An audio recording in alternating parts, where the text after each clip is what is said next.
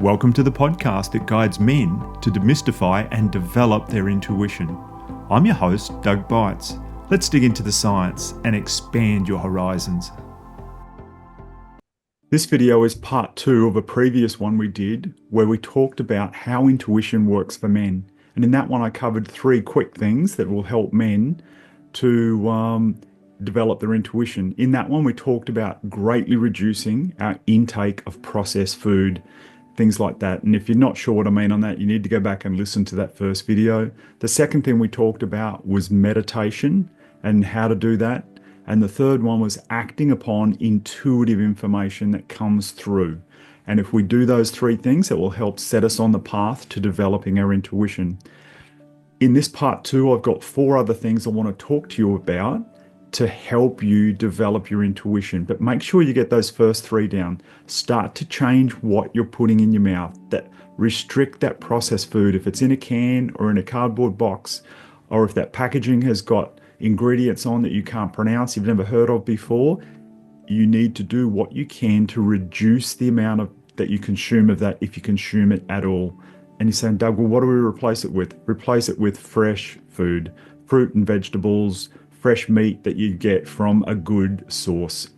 Meditation, I talked in that part 1 about how we do that. Go through there and listen to that, and acting on what comes through. If we think it's intuitive information, we've all said those words, I knew I should have done that. So we knew intuitive information came through and we didn't act on it. So you need to do that. The first one I want to talk about for this one, for part 2, is grounding ourselves. Getting back in touch with Mother Nature. And in the first one, I talked about how the energy in our body and things like that, we need to physically touch the ground around us. We can't do it for 5 or 10 seconds with bare feet. You need to be out there probably up to 20 minutes walking around on the grass with no shoes on, gardening with no gloves on, things like that, where you are in physical contact with the ground. If you live near the ocean and you can go for a swim at the beach and you can get out in the water, do that for 20 minutes and you're grounded. All right, you are fully connected back in. That is a really good thing to do. So yeah, if you can't get in the ocean, bare feet off. And I know, like in Australia here, we're starting to come into winter. Where I live, it's getting a bit chilly. Other parts of Australia get a lot colder, and in North America and Europe and places like that, you get a lot colder than we do in winter. And I know it's very difficult at those times to get our feet on the ground. In those times where we can, maybe bare hands out in the garden, pulling weeds, planting plants, doing stuff like that is really going to help balance our bodies out and ground our systems. That's a scientific one. The next one is rest and relaxation. If you had your engine in your car can't run all day, you need to if you're driving all day, going to drive for a 12-hour day, hopefully at least every 2 hours you could stop and rest yourself, but also resting that engine. You need rest and relaxation. You need to balance your life out. You just can't work all the time. Work. And when you're relaxing, you just can't pick up your phone and start scrolling through it. That's not really relaxation either. Yes, it's different. It's not hard physical work, and it can seem like a switch off, but I personally don't consider scrolling through social media as rest or relaxation. You need to disconnect from all of those things. You need to balance your life out. And if you have a partner, and you potentially have children as well, you need to include them in some rest and relaxation time. This does not mean you get on the couch in front of Netflix or whatever and just veg out watching movies, eating chips. That is not rest and relaxation. Even if you're vegging out, eating raw carrot and cucumber, that is not rest and relaxation in front of the TV. You just need pull up a book, read a book, go for a walk in the park, just gentle, just something like that. Not just rest, relaxation. What is going to get your mind out of your busyness of your busy work week, all the jobs you're trying to do, renovate your house or running the kids to school, running the kids to sport and to ballet and music practice and all those sort of things. fighting traffic, dealing with clients at work, dealing with other co-workers and managers and bosses and things like that. That is not helping our system connect. And I talked last week about that energetic field where we tap into our intuition, and it's at a different frequency. And you could say it's at a higher frequency, and we can use that term, but I don't want you to think of higher as better. It's at a different frequency. And if we are running around all day in traffic, frustrated with people cutting us off, pushing in, going slow, not getting out of the way, and like stressed out with our co-workers and our workload and clients and things like that, that is not putting us in a frequency where we are able to tap into our intuition. Okay? Guys, if you're on a path of developing your intuition, and I know you are, that's why you're listening here, then the Neurovisor is a tool worth checking out. It uses light and sound to guide your brain into deeper states of awareness, helping you quiet the noise, tap into your inner knowing, and strengthen your intuitive muscle. And who doesn't want that? There's no pills, no fluff, just 11 minutes a day to reset your mind and reconnect with your instincts. I've bought myself one last Christmas and I've added it to my daily practice, and the shifts are real. This is not a paid ad, but if you use the link in the show notes for more information, I do receive a small percentage of the purchase price. I highly recommend you check it out. The next one I want to talk about is our emotions. Now, men in particular are often shit scared of their emotions, far more than women are. Women are brave with their emotions. They're game to let them happen and let them flow. I believe when we let emotions out and we let them flow, it helps take us into that frequency where our intuition is there. So I believe, I'm not saying this is a scientific fact, but it's my belief that when we allow our emotions to flow, it will take us into or closer to that frequency where the intuitive messages can come through. Do we have to be emotional every time? No, we do not. But it's just one of many, many ways where, like I talked last week on part one of this, how intuition works for men, to just pretend that you've got deceased relatives, your favorite grandmother, favorite auntie, uncle, someone like that who's got your best interests at heart, who loves you dearly and who you miss.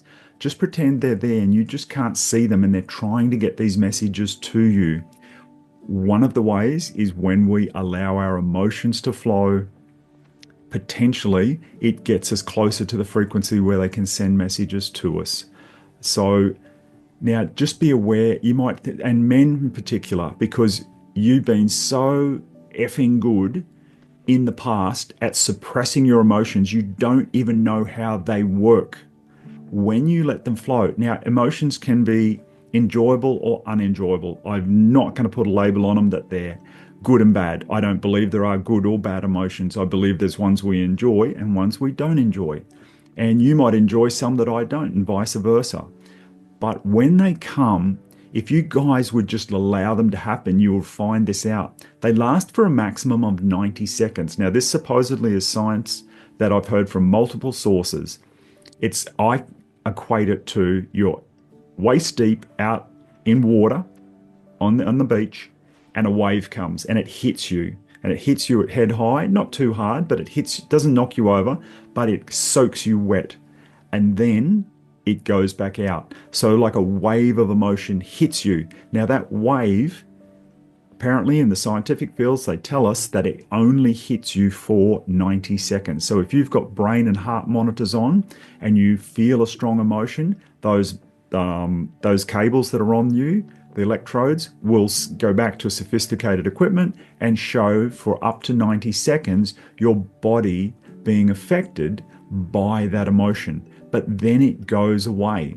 When you feel absolute joy, when you're watching like some sort of sporting event where the person you're going for has just hit a try, got a touchdown, hit the ball out of the park, whatever it is, and you're like elated. Think about 90 seconds after that. Are you just as elated as when that happened? Of course you're not. It fades away. We can't be in those states all the time. So, and you, man, you do let your emotions flow when you're watching high level sporting games like that. You go, yeah, go bring it on. So you're letting your emotions go there. Let them happen at other times too. If someone close to you passes away, let that emotion flow. It is healthy. We do not want to bottle that up. All right. You can bottle up energy and store it there in and around your body, and it's sitting there in an unhealthy way because it's not flowing how it should. So let emotions flow and don't be afraid. If you get a tear in your eye because you're super happy or you're super sad, big flippin' deal. All right. Just let it flow. And sometimes intuitive messages will come through, or all of a sudden we'll have a thought about something at that moment that we haven't thought about in a long time. The fourth one that I want to talk about is synchronicities, recognizing them. They can be a sign from the universe. Now, 30 years ago, I used to see something unusual happen and I think, wow, I haven't seen or heard that before, or very unusual thing to happen. Maybe a week or two later, something very similar to that would happen again. And I'd think, oh, wow. And then maybe two weeks later, something else similar would come again. And then I'd finally go, oh, wow, maybe that's a sign. That's how switched on I was then, not very. Then, as the years went on, I would have something happen twice, and it might happen a day or two apart, and I would start to recognize it. Now I'll have two things happen in the same day, boom, and I'm like, oh, okay, I got the message. And often now I will get one thing happening that's happened before, and it's happened before. And when I've recognized it, something amazing or has happened, or it's been strong confirmation for something that I've been trying to make a decision about. And I see it now, and then I act on it. I'm like, yes, okay, universe, you got that to me. It wasn't a voice inside me, it was something happened. A particular type of animal came across my path or something like that, or just a certain word, a certain thing, just something that I recognized. And the more you recognize synchronicities, again, just pretend your favorite grandmother, auntie, uncle, someone like that is out there and they're putting these things in front of you, sending you a message, letting you know it's going to be okay. It's all right. It's happening. Let it happen. Let it flow. Trust it. All right. Be aware of these synchronicities, because the more we act on them, like I said last week, this synchronicities, I believe, are intuitive information as well. The more we act on them, the more our guides, our guardian angels, our higher self, however you want to, whatever you want to call it, etc., the more we act on it, the more we recognize it and follow these leads, the more they're able to use that method to get more messages to us to be helpful. And just remember, I believe these forces, they're benevolent. They love us. They have our best interests at heart. And the more they know they can get messages to us in a certain way easily, they're going to keep using those ways. They're not going to keep making it difficult for us. They're going to go, we've found this way here. That's why I'm saying, let your emotions flow, because at that emotive time, you might have a sudden thought. You might go, wow, that happens. You just might think of something that happened 30 years ago, and it might just actually release that stuck energy from your body. You might have been hung up on something that happened 30 years ago, and you've just, through that emotion, you've thought of it and you just let it flow, and off it can go. Now, there isn't an intuitive message coming through necessarily, but it's one way to release stuck emotions or stuck energy in your body and things like that. So don't be afraid to let it go. Also, when we're in that emotive state, it's potential our frequency gets closer to that other realm and they're able to send messages through. You might get a thought, you might hear words that not necessarily through your ears, like audible like that. You might get sensations in your body. All sorts of different things could happen, and you might go, wow, I've had that before, and last time that happened it meant this. I wonder if it means this time. And it's very possible it will. So we need to do that and follow those things. So just to recap on those four things: grounding ourselves. So that frequency there, if we are ungrounded, it can block or make it difficult for our frequency to reach the frequency of that unseen realm where those messages can come through. How do we ground? Quick, simple one, shoes off, walking out in the yard. If that's hard, too hard, potentially you might have the option of no gloves, working in the garden, right? You're in physical contact with the ground. Grab a book, go and lean up against a tree and sit there for 20 minutes and read your book, all right? Yeah, that's a real good one. And if you can get in the ocean, that's just a complete substitute there as well. If you can swim in the ocean, if you live near the beach, or if you're in a running stream or something like that somewhere, a non-stagnant body of water, and you can get yourself in there. And I'm not talking about a swimming pool. I'm talking a natural situation, running stream, a lake, a pond where the water's not stagnant. The ocean is awesome. Next one, number 2, rest and relaxation. Not scrolling social media, that doesn't count. Not in front of the television, watching Netflix, etc. That is not rest and relaxation. And we're not sitting there binge eating while we're doing it. Because last week we talked about healthy food, all right? Not processed food. Rest yourself, relax. And if you have a spouse, partner, children, do it with them. Go and rest and relax with them. Go and push the kids on the swing. Just relax, switch off. You've got to do that so that we can balance our lives out and the energy of our lives. Third one, let our emotions flow. Let them in. Our emotions are our friends. And the word is emotion, energy in motion. It's energy's coming to you and it's in motion. It's moving. You can feel it going through you. It's tangible for me. I don't know about you, but when emotions hit me, I can feel them in my body. So it's energy in motion. Let it flow through yourself. All right. It comes from yourself and from others. Be aware of synchronicities is our last one. So those signs from the universe, a butterfly flies past, a black cat, a certain type of bird, something like that from nature, or you hear a particular song on the radio you haven't heard for a long time and it just sparks something off in you and you're like, oh wow, last time I heard that song, this happened and that was pretty wild, pretty special. Act on it and we've got to let the universe know we've heard them and we are following through because we know they've got our backs. We know they love us and they're out there trying to help us. They're benevolent. They love us. They're our helpers. Just because we can't see them doesn't mean they're not there. All right. So ground ourselves, rest and relaxation, emotions and synchronicities. These things will help men develop their intuition. Please follow through on them. And if you like this video, send me some comments. Just let me know. If you've got any comments about what I've said, please send it through. I'm happy to read through whatever you send through and reply to you. Not a problem. And till next time, get out there and develop your intuition. It's a superpower. It's just, you'll have an edge on everyone around. Like, how'd you like to be Superman with X-ray vision? It's different to that, but it definitely gives you an edge. All right. Thank you. Till next time. Well, we're at the end of another thought-provoking episode. Remember to subscribe so you'll be alerted to new episodes. I want to say thank you to the men who are joining me on this journey of intuitive development.